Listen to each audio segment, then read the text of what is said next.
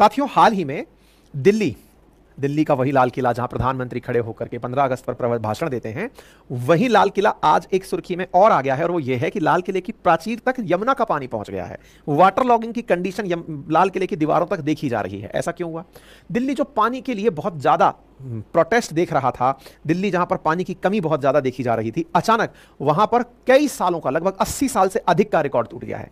और रिकॉर्ड टूट करके बहुत जबरदस्त तरीके से नली नालों के अंदर पानी भर गया है। इतना पानी भर गया है कि अब नाव चलती हुई सड़कों पर दिखाई दे रही हैं। लोगों को रेस्क्यू किया जा रहा है। नदी का पानी शहर के भीतर तक घुस आया है। ऐसी स्थिति में बहुत सारे दृश्य ऐसे देखने को मिले जहां पर बहुत सारी महंगी महंगी 5-5 करोड़ की कारें जो हैं वो पानी में जमी हुई और फंसी हुई दिखाई देने लगी। ऐसी बहुत सी तस्वीरें आई जिसमें कारें पानी के भीतर तक दबी हुई हैं। तो बड़ा सवाल यह बनता है कि भाई, पानी का सड़क पर भरना और सड़कों पर रह रही गाड़ियों का, जो कि बनी पानी के लिए, सड़क के लिए बनी है, पानी के लिए नहीं बनी है, उनका इस प्रकार से फंस जाना। जरा तस्वीरों को देखें तो अंदाजा लगाएंगे कि कारों को किस प्रकार से डूबता हुआ आप यहां देख रहे हैं। एक बड़ा सवाल खड़ा करता है कि अगर पानी में कार डूबती है तो इसका नुकसान है कि कार खराब हो जाएगी, इंजन सीज हो जाएगा, कार का इंटीरियर खराब हो जाएगा। तो ये इंश्योरेंस में कवर होता है कि नहीं?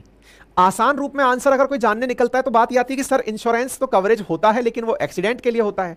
इसको एक्सीडेंट मानेंगे कि नहीं? ये तो नेचुरल कैलेमिटी है। तो आज का सेशन इसलिए जरूरी है, विशेष रूप से वो लोग जो इंश्योरेंस की जानकारी रखते हैं, आपके परिवारजन, आपके रिश्तेदार जो कार का इंश्योरेंस परचेज करते हैं, ऐसी स्थिति में उनकी कार फंस जाए तो आंसर यह है कि यदि उन्होंने कॉम्प्रिहेंसिव इंश्योरेंस नहीं लिया हुआ है तो उनकी कार पूरी तरह से कबाड़ हो गई। यानी उनकी कार अब सही करानी है तो खुद की जेब से पैसे लगाने हैं, इंश्योरर पैसे नहीं देगा। ये सारी बातें आज के सेशन में हम करने वाले हैं। तो कुल मिलाकर बात यह है कि जब भी कोई नेचुरल कैलेमिटी आती है पानी की, बहुत सी गाड़ियों को आप भीगता हुआ देखते हैं तो सवाल खड़ा होता है कि क्या हमारी गाड़ियां सुरक्षित हैं?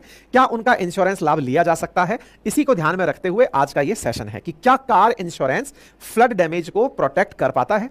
आइए डिटेल में समझते हैं। तो देखिए, फिलहाल दिल्ली के हालात आपने देखे। दिल्ली के हालात में बड़ा कारण निकल कर आया कि दिल्ली ने कभी इतनी बारिश एक्सपेक्ट ही नहीं की थी जो एक दिन में हो गई। दिल्ली बोले अधिकतम अपने द्वारा मतलब 60 mm बारिश देख सकती है, उसको 120 mm बारिश एक दिन में अगर दे दोगे तो यही हालात होंगे। जहां तहां देखा गया वहां पानी भरा हुआ देखा गया। यहां पर मतलब काफी मेजर जगहों को अगर आप देखें तो यहां पर पानी के हालात बहुत ज्यादा ऐसे हैं कि जहां तहां देख रहे हो वहां पानी भरा हुआ है। तो बोले साहब, ऐसी स्थिति में कारों का तो बहुत बुरा हाल हुआ होगा, तो करें क्या?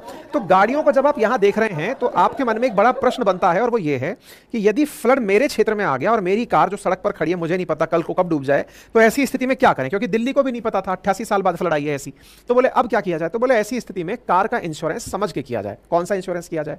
असल में साथियों, कई तरह के इंश्योरेंस होते हैं, जिनमें से एक इंश्योरेंस बड़ा कॉमन है जो थर्ड पार्टी है, यानी कि आपकी कार से अगर कोई और टकराया तो उसका हुआ नुकसान इंश्योरेंस कंपनी देती है, that is third party insurance. उसके साथ साथ एड ऑन इंश्योरेंस में आप अपने लिए भी ले लेते हैं कि मेरी गाड़ी का कुछ नुकसान हुआ तो उस नुकसान का, टकराने के बाद हुए नुकसान का पैसा मुझे मिल जाए। लेकिन ऐसी स्थिति में अगर कारें बहुत महंगी हैं और कार अनकंडीशनली, कोई ऐसी स्थिति आ गई, आप कहीं से निकल रहे थे, आपके ऊपर कोई पत्थर आके गिर गया, आप कहीं से जा रहे थे, तेज तूफान आ गया, जैसे कि कोस्टल एरियाज में आप देखते हैं तूफान कभी भी चले आते हैं, पेड़ गिर गए जिस पर आपका कंट्रोल नहीं है, आपने भी इंटेंशनली किसी को टकराया नहीं, कोई आपसे नहीं टकराया, प्रकृति आकर आपसे टकरा गई। तो ऐसी स्थिति में कार कवरेज को लेकर के एक बड़ा प्रश्न निकलता है और उसका आंसर है कॉम्प्रिहेंसिव इंश्योरेंस। कि अगर आपको अपनी गाड़ी को सुरक्षित रखना है तो एक ऐसा इंश्योरेंस लें जिसे कॉम्प्रिहेंसिव इंश्योरेंस नाम ही दिया गया है, और ये बाकायदा कार कंपनियों के द्वारा उपलब्ध, इंश्योरेंस कंपनियों के द्वारा उपलब्ध कराया जाता है। मतलब ये एक ऐसा इंश्योरेंस है जिसमें चोरी भी, अगर कोई नुकसान होता है, पर्टिकुलरली फ्लड जैसी स्थिति अगर आती है तो वो इसमें कवर की जाती है। कॉम्प्रिहेंसिव के अंदर, कार के अंदर earthquake, wind storm, hello, flood, vandalism, right contact, ये सब चीजें इसके अंदर कवर की जाती हैं। मतलब टक्कर के अलावा भी जो चीजें हैं वो इसके अंदर कवर की जाती हैं। फ्लडिंग विद नेचुरल डिजास्टर हो, वाटर डैमेज हो, स्टॉर्म सर्ज हो, ये सब चीजें, चोरी होना है ना, कोई लूटपाट हो जाना, ग्लास का टूट जाना, गाड़ी से कोई गाय भैंस का टकरा जाना, ये सब चीजें इसके अंदर की जा सकती हैं। तो ये तो जवाब मिल गया कि अगर गाड़ी हमारी फंस गई तो हम सब इंश्योरेंस कॉम्प्रिहेंसिव करा लेंगे। तो कॉम्प्रिहेंसिव लोग कराते क्यों नहीं है? फिर इसके बारे में अवेयरनेस देने की क्या जरूरत पड़ी? कराते इसलिए नहीं है क्योंकि ये थोड़ा महंगा होता है। क्योंकि असल मायने में इंश्योरेंस का कंसेप्ट ये है कि ये ध्यान रखा जाता है इंश्योरर द्वारा, कोई भी कंपनी जो आपको इंश्योरेंस दे रही है वो ये मानती है कि रोज थोड़ी टकराएगा। भाई आप मान के चलिए, एक 5 करोड़ की कार है, 5 करोड़ की कार है, 5 करोड़ की कार का कुछ नुकसान हुआ तो 1500 रुपए का नुकसान होगा, 50,000 का होगा, लाख का होगा, 10 लाख का होगा। लेकिन वो जो प्रीमियम पे करता होगा इंश्योरेंस के लिए, वो प्रीमियम भी लाखों में होता है। तो प्रीमियम लाखों में होता है तो कंपनी वाले ये मानकर चलते हैं कि अगर 1000 कारें हैं, 1000 कारें अगर लाख रुपए भी अगर प्रीमियम दे रही है तो मेरे पास तो भाई गजब पैसा इकट्ठा हो गया। इनकी अगर एक आध कार की गाड़ी ठुकती भी है तो मैं उसका जवाब दे दूंगा, मतलब पैसे दे दूंगा। असल मायने में ये मानकर चलिए कि इंश्योरेंस का धंधा चलता ही डरा के है। अगर आज आपको ये कहा जाए कि भाई साहब 100 रुपए दो, अगर कल को आप बीमार हुए तो मैं आपको 10,000 रुपए दूंगा, आप कहोगे यार बहुत अच्छा आइडिया है, मेरे 100 रुपए हर महीने देने से आप मुझे 10,000 रुपए देंगे, तो ये तो बहुत ही अच्छा आइडिया आ गया। आपने यही तिगड़म बैठाई और आपने यही वाली लाइन 1 लाख लोगों को बोल दी कि भाई साहब 1 लाख लोग अगर बीमार हुए 100-100 रुपए दो, मैं सबको 10-10 हजार रुपए दूंगा। आपको लगा यार कितनी अच्छी बात है। आपके दिमाग में प्रश्न आएगा ये सबको दे कैसे सकता है? अरे भाई उल्टा सोचो कि क्या 1 लाख लोग एक बार में बीमार पड़ सकते हैं क्या? लेकिन उसका 1 लाख गुणा 100 हो गया, उसके जेब में इतना पैसा आ गया कि उसको तो 10 हजार ही देना है, उसकी तो बैलेंस स्थापित हो गया। यही कारण है कि इंश्योरेंस बहुत ज्यादा तरीके से बूमिंग सेक्टर माना जाता है, मतलब इसमें चूना लगे ना फिटकरी, रंग भी चौखा है।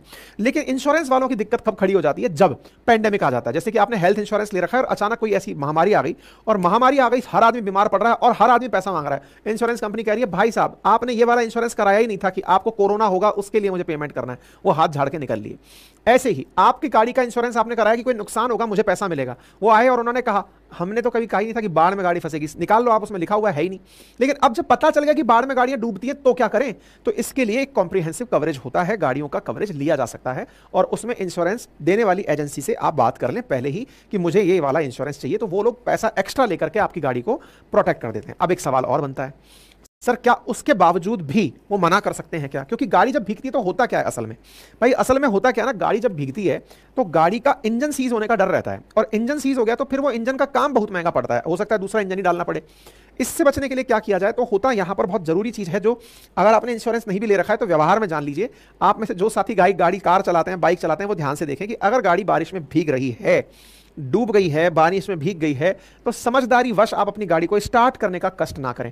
गाड़ी ऑन है तो ऑन रखें, ये तो ठीक है, लेकिन अगर गाड़ी बंद हो गई है, पानी उसके अंदर भर गया है, अब आप उसको स्टार्ट कर रहे हैं, तो भाई साहब कंजेशन लॉक लग जाएगा, गाड़ी का इंजन पूरी तरह परमानेंटली ब्लॉक हो जाएगा। और ऐसी स्थिति में कंपनी आपको क्लेम, चाहे आपने कॉम्प्रिहेंसिव भी क्यों ना ले रखा हो, वो आपको देने से साफ साफ मना कर देंगे। मैं आपको याद दिला दूं कि आपकी गाड़ी के जितने भी प्रकार के इंश्योरेंस हैं, उनमें इंश्योरेंस कंपनीज ने अपने लिए कुछ ना कुछ ऐसा निकाला हुआ है कि भाई इस तरीके से हम इसके पैसे को बचा लें, क्योंकि अल्टीमेटली उन्हें पता है ना कि पैसा दे दिया तो वो हमारा गया, लेकिन इसको रोका कैसे जाए, तो रोकने के लिए इन्होंने तरीके निकाल रखे हैं। तो इसलिए आप ना ये हमेशा ध्यान रखें कि अगर गाड़ी बारिश में है आपकी, क्योंकि बारिश का सीजन चलने वाला है, तो पहला सबसे इंपॉर्टेंट ये है कि आप अपनी सेफ्टी का खुद ध्यान रखें। ऐसी जगह गाड़ी ना खड़ी करें जहां वाटर लॉगिंग की सिचुएशन हो सकती है, लेकिन उसके बावजूद भी अगर ऐसी स्थिति हो गई है तो ध्यान रखें कि आप सबसे पहले ऐसी स्थिति आते ही जिस भी व्यक्ति के थ्रू आपने इंश्योरेंस ले रखा है उसे इन्फॉर्म करें।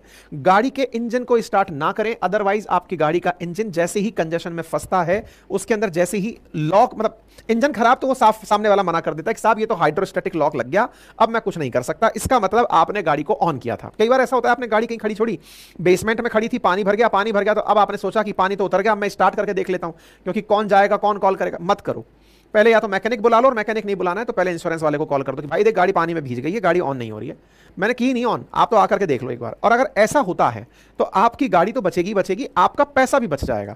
क्योंकि एक बार, क्योंकि इन लोगों की ये हिडन कंडीशन होती है, ये लोग कई बार बोलते नहीं है इस लाइन को, एकदम बोल के साइड में निकल लेते हैं, भाई साहब स्टार्ट मत करना। आप कहोगे कि होती नहीं है, हम तो क्या ही करेंगे। अरे भाई आप प्रयास करते हैं, आप भी तो कम कारीगर थोड़ी, आप सोचते हैं कौन जाएगा इतना देर लेके, छोड़ो नहीं। दूसरी इंपॉर्टेंट बात, अगर आपकी गाड़ी कभी भी किसी तरह से डैमेज होती है तो उसे आप प्रॉपर तरीके से उसका वीडियो बनाकर, फोटो बनाकर रखें, और उसका बनाकर अपने इंश्योरर को भेजें कि ये स्थिति ऐसी है, मुझे टोइंग व्हीकल की जरूरत है या कुछ और आपके सर्वेयर की जरूरत है, तो आप उसे भेजें। सर्वेयर आए, वो उस स्थिति को देख जाए, अपनी तरह से आश्वस्त हो जाए कि आपका उसमें कोई इंटेंशनल कारण नहीं है।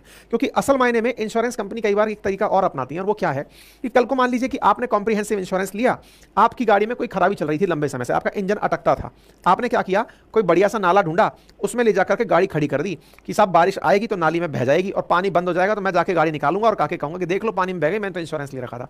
ये इंटेंशनल है कि इंटेंशनली आपने गाड़ी को इसमें डाला। इसलिए सर्वेयर ये तय करने आता है कि आपने जानबूझकर तो नहीं किया ना।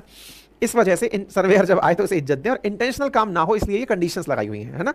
तो आप भी ध्यान रखें कि जानबूझकर ऐसा ना करें, और अगर जानबूझकर करने की नौबत आ रही है तो फिर और तिगड़मबाजी है तो किसी कलाकार से पूछें, ठीक है। तो हाइड्रोस्टैटिक लॉक से बचते हुए, ताकि गाड़ी अगर आपकी ऑन हो गई और उसमें पानी भर गया तो फिर दिक्कत हो जाएगी, ठीक है। तो आप ऐसी स्थिति में क्या कर सकते हैं वो सॉल्यूशन मैंने बता दिया। क्योंकि अभी हुआ ये कि बारिश जैसे ही आई, हमारी एक आध गाड़ी को इस तरह का सामना करना पड़ा, तो मुझे ये लगा कि आप लोगों तक भी ये जानकारी पहुंचाई जाए कि बहुत व्यवहारिक जानकारी है कि आपके पास इंश्योरेंस थोड़ा ठीक रहे। नंबर दूसरा, आपकी गाड़ी की जो कंडीशंस बताई गई हैं कि ये ना करें, इंश्योरर से प्रॉपर तरीके से समझ लें कि भाई साहब क्या वापस मिलेगा और क्या नहीं मिलेगा।